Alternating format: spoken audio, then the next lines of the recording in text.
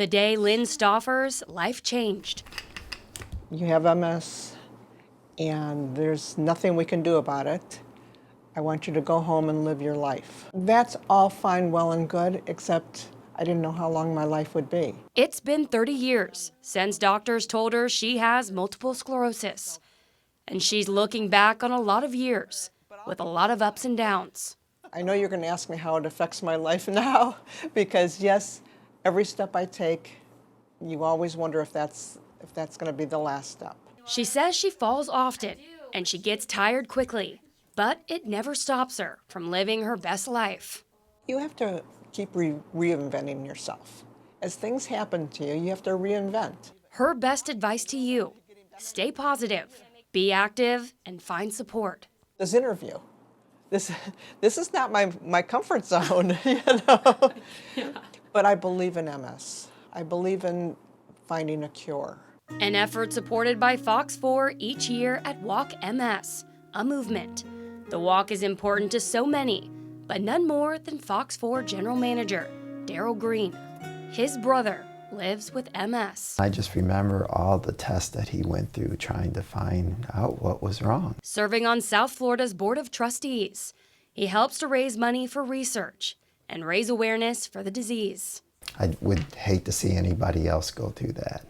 And so I think that's what the National MS Society does a really good job, is the support, and that really made a difference in my brother's life. Now, the hope of local support Saturday for Walk MS in Estero. I can find more excuses for not getting out of my chair than you can ever imagine. Yeah. But you can't. A community, walking with purpose. Nolani Matthews, Fox 4 in your corner.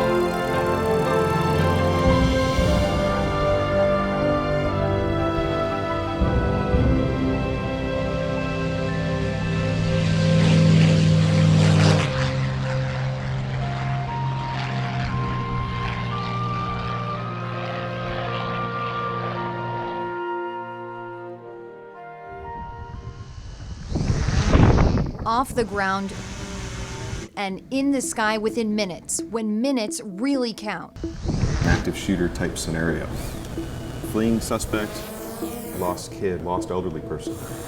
A tactical operation. The Collier County Sheriff's Office has drones in the air to solve crimes, help people when they need it most, and keep their officers safe. We have operators that are on the SWAT team. We have operators that are on bomb squad. We have operators in road patrol. We have operators in investigations. Sergeant Jim Baker, the drone operations coordinator, says before drones, when there was a developing situation or an emergency. When a helicopter is at its headquarters, it takes probably somewhere around 30 minutes by the time you get it out of the hangar, fire it up, get it in the air, get the pilots. It's going to take, there's some time in there. But now, take off. And up we go. Once they get to a scene, it's up in the air within 2 minutes. A 77-year-old gentleman that had wandered off from his home. We found him within 26 minutes. The helicopter had just left the hangar. The drones also have thermal capabilities. But you can see we're starting to come up. Actually, the camera right there is coming up in the red. Yeah. In the wooded area, it's very difficult because people become camouflaged, especially if they're not wearing a color that contrasts with trees. So by using a thermal imager, you're able to distinguish the temperatures. By distinguishing the temperatures, they'll pop, especially at night. So that's super useful, whether you're looking for a missing person, suspect search, those kinds of things. Absolutely. Is really helpful. You can see the heat, and so if someone's trying to hide from you, their heat doesn't hide. Before drones, investigators could really only see what's in front of them or on either side of them. But now, with drones, they are getting just incomparable views. They're seeing from all sides from up above. It gives a bird's eye view that normally the SWAT team can't get. We don't put a manned aircraft normally over a barricaded subject situation, a hostage situation, where the case may be, because the bad guy shoots at a helicopter. Now you're shooting at a very expensive piece of equipment and human lives. That's another great advantage to using drones, officer safety. I know, it's tough to think about, but imagine an active shooter inside a mall. The drone could fly ahead of the SWAT team, turn corners ahead of them to see what was up front. Or even inside a structure like a parking garage. Get down low and look underneath cars. So do you think something like this would cut down on the number of officer shootings or police shootings we do see? I think it has potential to do so. It enhances safety all the way around. We can now see things without deputies having to get as close as they used to have to get.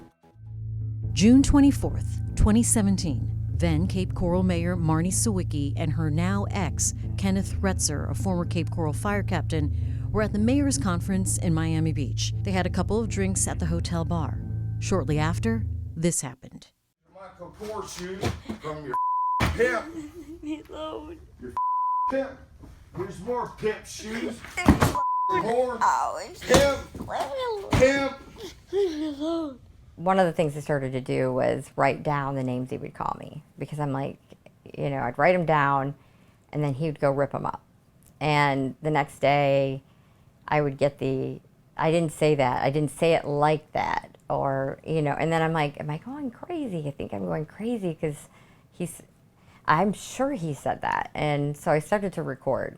Was that the final straw? It had to be. The police report says that Retzer was arrested that night after he called 911 himself. Sawicki described as having a noticeable swelling above her left eye and on her chin.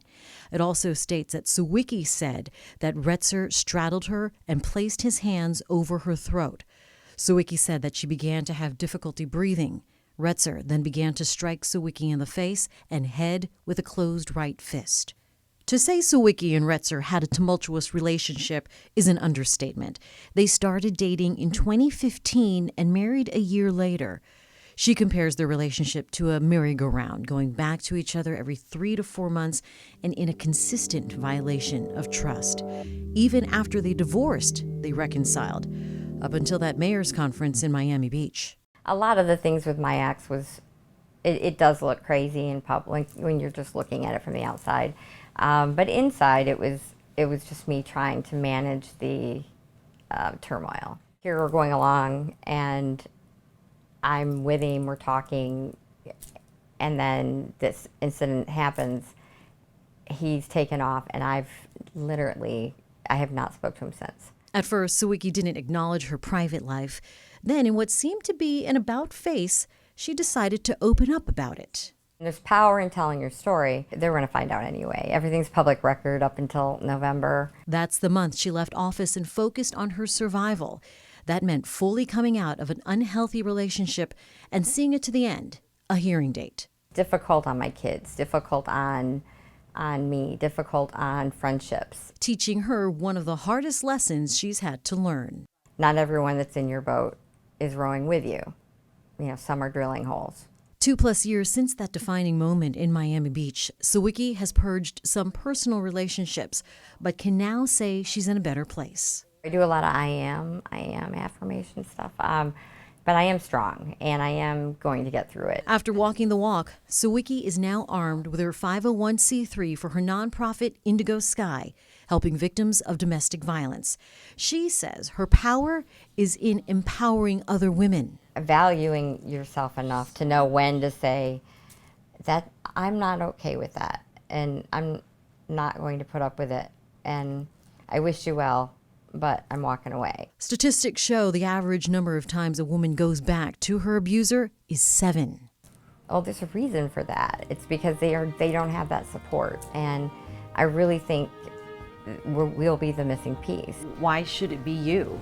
Yeah, and my answer back would be, why didn't someone else do it then?